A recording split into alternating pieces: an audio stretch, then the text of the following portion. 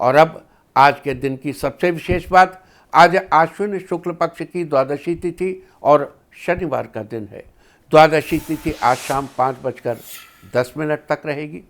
आज सुबह 9:10 तक द्विपुष्कर योग रहेगा। माना जाता है कि द्विपुष्कर योग में कोई भी कार्य करने से उस कार्य को 2 बार करने का सौभाग्य प्राप्त होता है और द्विपुष्कर योग में कोई काम करने से उसका दुगना फल मिलता है। द्विपुष्कर योग के दौरान की गई कोशिश का फल हमें 2 गुना होकर प्राप्त होता है। तो आप भी द्विपुष्कर योग का लाभ जरूर उठाइए और थोड़ी सी मेहनत करके ही आज 2 गुना फल पाइए।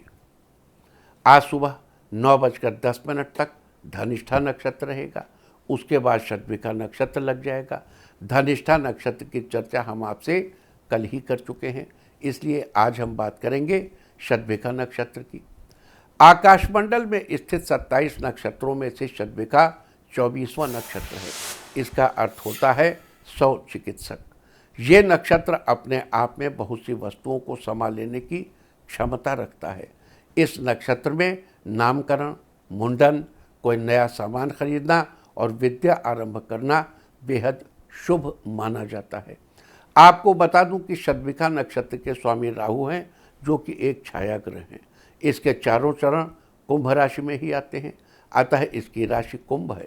शतभिखा नक्षत्र में जन्म लेने वाले जातक साहसी, सात्विक जीवन जीने वाले, सदाचारी, धार्मिक, चतुर, रहस्यमय और आत्मविश्वास से भरपूर होते हैं। इसके अलावा शतभिखा नक्षत्र का प्रतीक चिन्ह खाली वृत्त या गोलाकार आकृति को माना जाता है, जबकि पेड़ पौधों में इसका संबंध कदम्ब के पेड़ से बताया गया है। लिहाजा जिन लोगों का जन्म शतभिखा नक्षत्र में हुआ है, उन लोगों को कदम्ब के पेड़ की उपासना करनी चाहिए। अगर आपको कदम्ब का पेड़ न मिले तो अपने मन में ही हरे भरे कदम्ब की आकृति का ध्यान करें।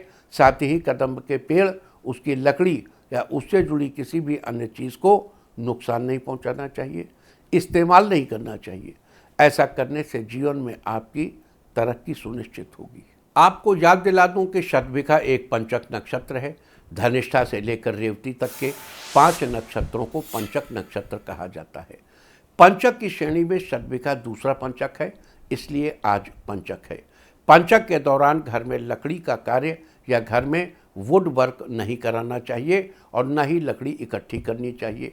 अगर आप ये कार्य इस समय करेंगे तो ये अच्छा नहीं माना जाता। अतः 7 अक्टूबर की देर रात 1:28 तक आपको इन सब बातों का ध्यान रखना चाहिए। ये थी चर्चा द्विपुष्कर योग, शतभिखा नक्षत्र और पंचक के बारे में।